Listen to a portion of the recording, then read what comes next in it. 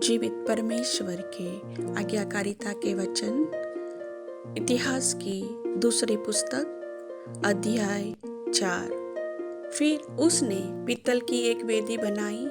उसकी लंबाई और चौड़ाई 20-20 हाथ की और ऊंचाई 10 हाथ की थी। फिर उसने ढला हुआ एक हौद बनवाया जो एक किनारे से दूसरे किनारे तक 10 हाथ तक चौड़ा था।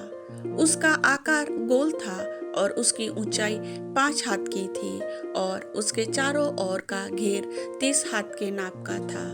उसके नीचे उसके चारों ओर एक एक हाथ में 10-10 बेलों की प्रतिमाएं बनी थी जो हौद को घेरे थी। जब वह ढाला गया तब ये बेल भी 2 पंक्तियों में ढाले गए।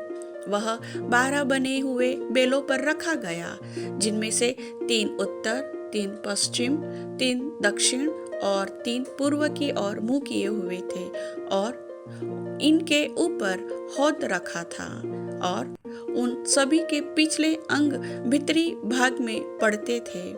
हौद के धातु की मोटाई मुट्ठी भर की थी और उसका किनारा कटोरे के किनारे के समान सोसन के फूलों के काम से बना था और उसमें 3000 बत भरकर समाता था।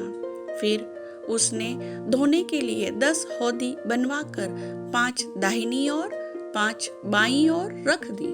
उनमें होम बलि की वस्तुएं धोई जाती थी, परंतु याजकों के धोने के लिए बड़ा हौद था।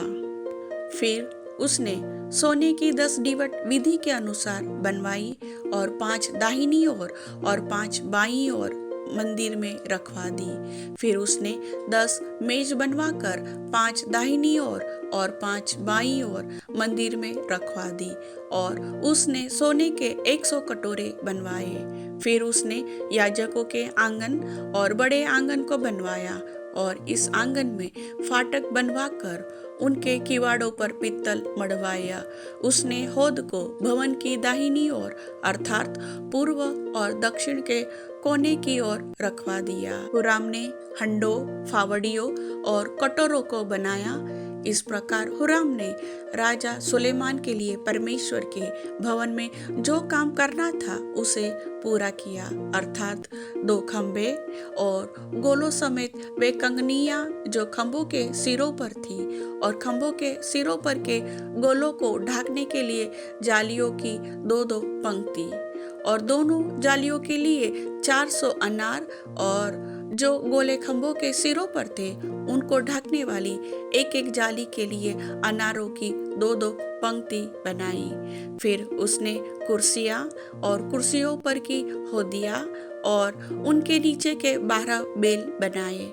फिर हुराम अबी ने हंडों, फावड़ियों, कांटों और इनके सब सामान को यहोवा के भवन के लिए राजा सुलेमान की आज्ञा से झलकाए हुए पीतल के बनवाए।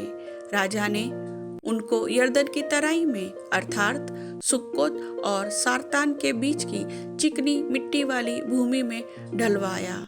सुलेमान ने ये सब पात्र बहुत मात्रा में बनवाए, यहाँ तक कि पीतल के तोल का हिसाब न था।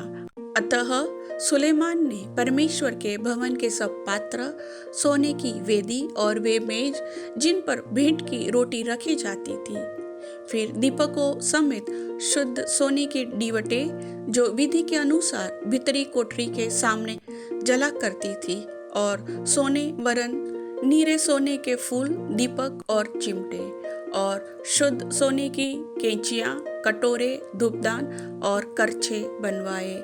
फिर भवन के द्वार और परम पवित्र स्थान के भीतरी दरवाजे और भवन अर्थात मंदिर के दरवाजे सोने के बने।